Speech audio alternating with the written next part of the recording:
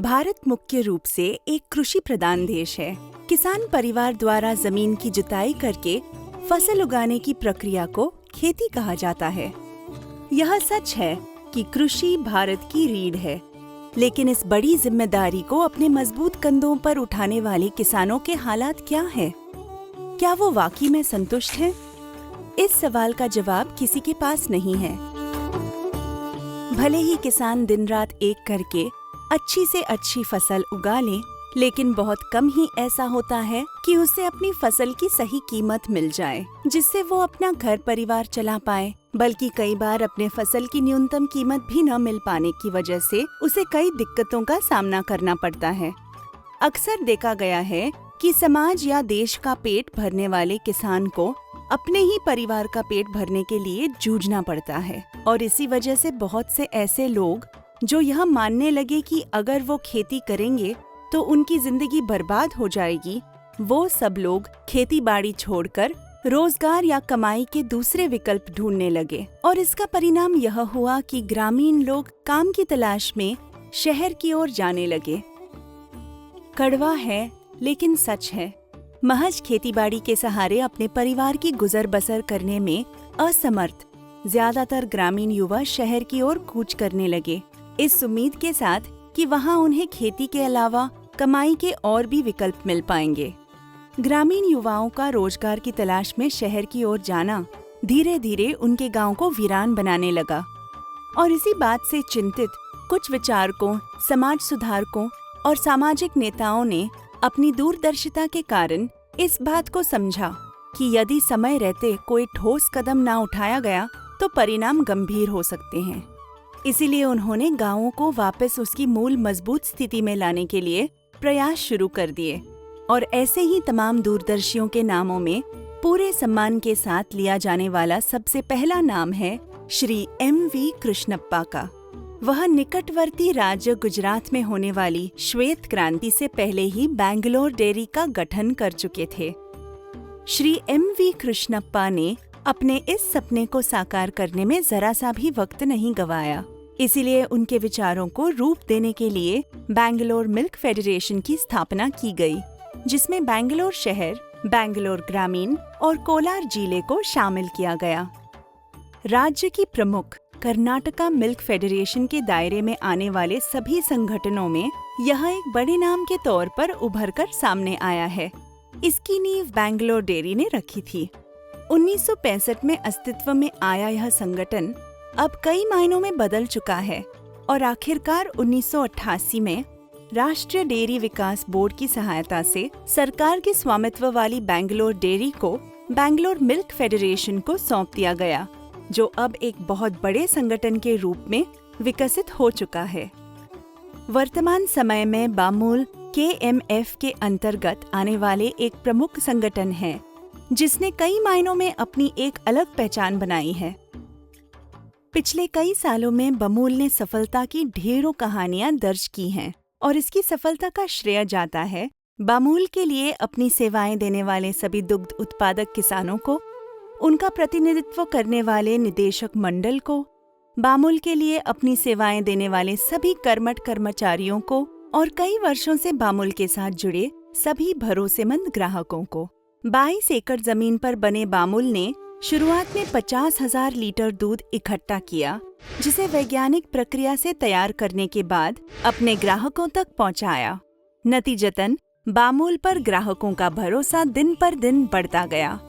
चाहे बात दूध इकट्ठा करने की हो, उसे संसाधित करने की हो या ग्राहकों तक पहुंचाने की हो, बामूल ने बाजार में अपने लिए एक अलग जगह बनाई, जहां उन्हें उनके उत्पादों और सेवाओं पर भरोसा करने वाले ग्राहकों की कोई कमी नहीं थी। इससे दुग्ध उत्पादकों की कमाई होने लगी और इस बात ने बहुत से लोगों का ध्यान अपनी ओर आकर्षित किया। बहुत से लोगों ने सोचा कि केवल कृषि पर निर्भर होना काफी नहीं है। अगर वो निश्चित आय या कमाई चाहते हैं तो उन्हें भी दुग्ध उत्पादन के क्षेत्र में आना चाहिए, और इसलिए वो सभी डेयरी की ओर आकर्षित हुए। 16 नवंबर 1977 को अस्तित्व में आने वाले बमूल, जिसे बहुत ही कम सदस्यों के साथ शुरू किया गया था, ने साल 1987 आते आते कोलार जिले को संगठन के कार्याधिकार क्षेत्र से अलग कर दिया गया और आगे चलकर संगठन को विशेष तौर पर बैंगलोर शहर, बैंगलोर ग्रामीण और वर्तमान के रामनगर जिले में बांट दिया गया। वर्तमान में बामूल 4,250 गाँव के साथ मिलकर काम कर रहा है। 3,53,594 सदस्यों वाले इस संघ को देश की सर्वश्रेष्ठ सहकारी डेयरी के रूप में जाना जाता है। 4,250 गाँव के 3,50,000 दुग्ध उत्पादक प्रतिदिन सुबह और शाम निर्धारित समय पर दूध संग्रह केंद्र में दूध लाते हैं। बामूल कार्याधिकार क्षेत्र के अंतर्गत आने वाले 162 मार्गों पर चलने वाले 165 से अधिक वाहन एकत्रित दूध को एक निर्धारित समय सीमा में नजदीकी प्रोसेसिंग यूनिट तक पहुंचाने का काम करते हैं। बामूल के अंतर्गत आने वाले 6 चिलिंग सेंटर, 3 डेयरी यूनिट और 206 बीएमसी केंद्रों में रोजाना 20 लाख लीटर दूध को प्रोसेस किया जाता है और दूध को प्रोसेस या तैयार किए जाने की ये पूरी प्रक्रिया अपने आप में बहुत ही अनोखी है। सभी वाहनों के दूध को साथ मिलाकर तुरंत अनुकूल तापमान पर ठंडा किया जाता है और यह सुनिश्चित करने के लिए कि दूध खराब न हो, सभी आवश्यक गुणवत्ता जांच की जाती है और आखिर में आधुनिक वैज्ञानिक तरीकों से दूध को प्रोसेस या तैयार किया जाता है। 1800 खुदरा विक्रेताओं, 120 फ्रेंचाइजियों और 60 दूध पार्लरों के जरिए यह दूध लाखों ग्राहकों तक पहुंचता है। तेजी से बढ़ने वाला बेंगलुरु शहर बामूल के लिए एक बहुत बड़ा बाजार है। लाभ कमाना कभी भी बामूल का उद्देश्य नहीं रहा।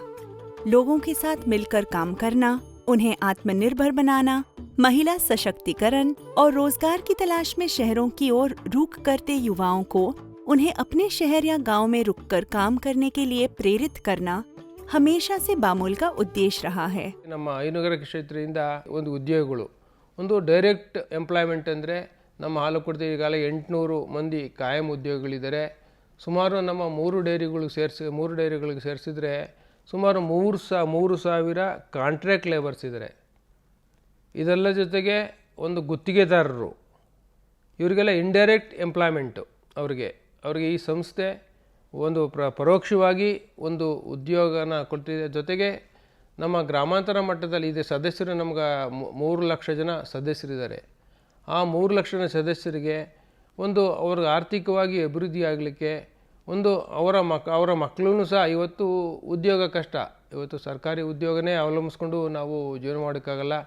ಒಂದು ಗ್ರಾಮಾಂತರ ಮಟ್ಟದಲ್ಲೇ ಅವರ ಹಸುಗಳನ್ನು ನಾವು ಸಾಕೊಂಡು ಉದ್ಯೋಗ ಸೃಷ್ಟಿಸುವಂಥ ಒಂದು ಅವಕಾಶ ಈ ಸಹಕಾರಿ ಹೈನುಗಾರಿಕೆ ಇವತ್ತು ಕ್ಷೇತ್ರದಲ್ಲಿದೆ.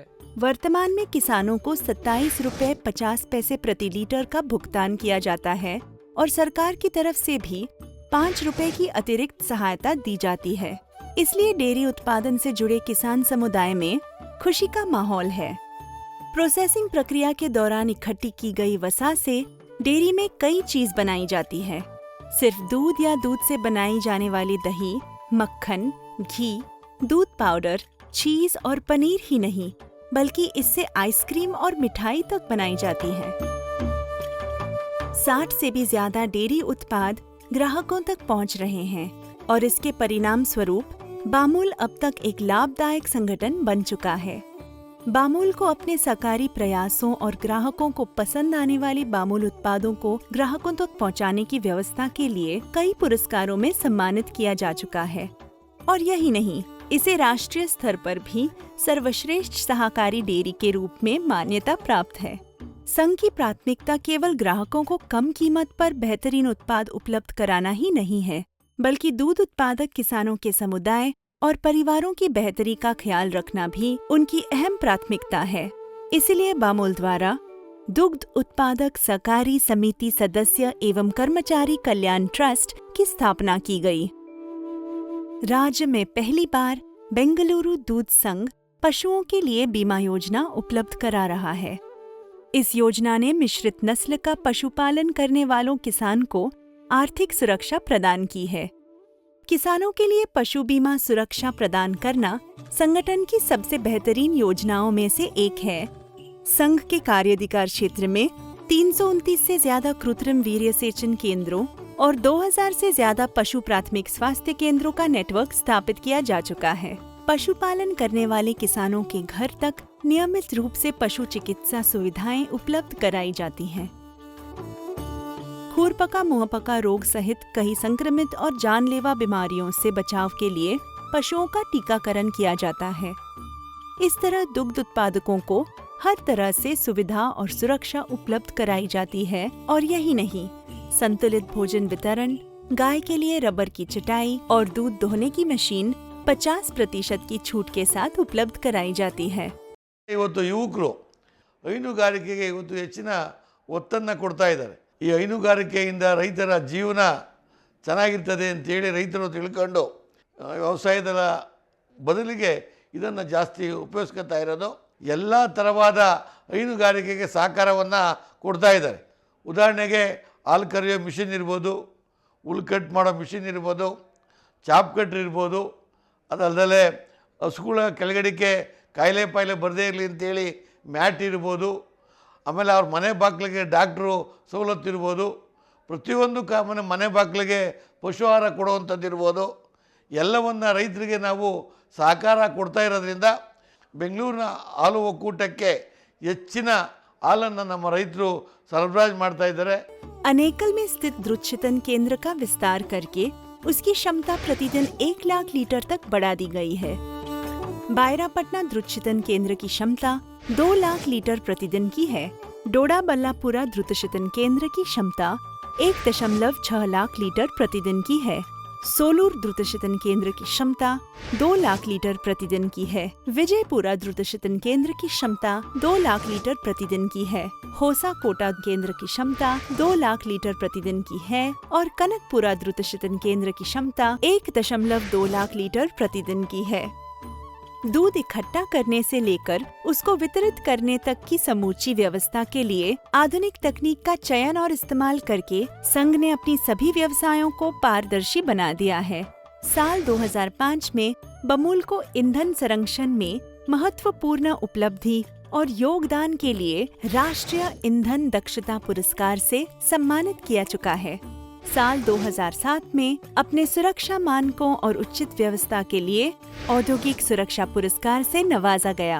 इसने साल 2005 में ही अपने गुणवत्ता मानकों के लिए ISO प्रमाण पत्र प्राप्त किया।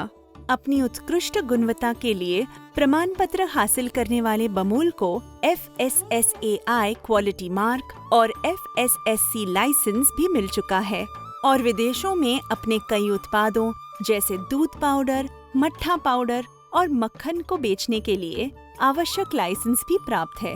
यह बताते हुए गर्व महसूस होता है कि बमूल के डिब्बाबंद मक्खन की आपूर्ति भारतीय रक्षा दलों को की जा रही है, जो अपने उत्कृष्ट गुणवत्ता मानकों के लिए जाने जाते हैं। दूध और दूध से बनने वाले उत्पाद जैसे पनीर बेस, पेड़ा और दूध पाउडर के उत्पादन के उद्देश्य से 426 करोड़ रुपए की लागत से 50 एकड़ जमीन पर मेगा डेयरी की स्थापना की गई है। बमूल के 64 महत्वपूर्ण उत्पादों की जरूरत इस मेगा डेयरी से पूरी की जा सकती है। आधुनिक सुविधाओं के लायस से इमारत और इस इमारत में मौजूद डेयरी में इस्तेमाल होने वाले वैज्ञानिक उपकरण और तकनीक, इन्हीं सब का नतीजा है कि अब कनकपुरा और उसके आसपास रहने वाले लोगों ने नौकरी की तलाश में बेंगलुरु जैसे बड़े शहर की तरफ रुख करना छोड़ दिया है, बल्कि अब तो यह सोचकर कि बहुत जीली बेंगलुरु की जिंदगी, बहुत से लोग वापस कनकपुरा लौट आए हैं, इस उम्मीद में कि जिस मातृभूमि में जन्म लिया है, अब बाकी की पूरी जिंदगी उसी मातृभूमि की सेवा करते हुए खुशी और सुकून के साथ सम्मान की जिंदगी जिएंगे। बमूल और कानकपुरा दुग्ध उत्पादन परिसर इस कहावत का जीवंत उदाहरण है कि जहाँ चाह है वहाँ राह है।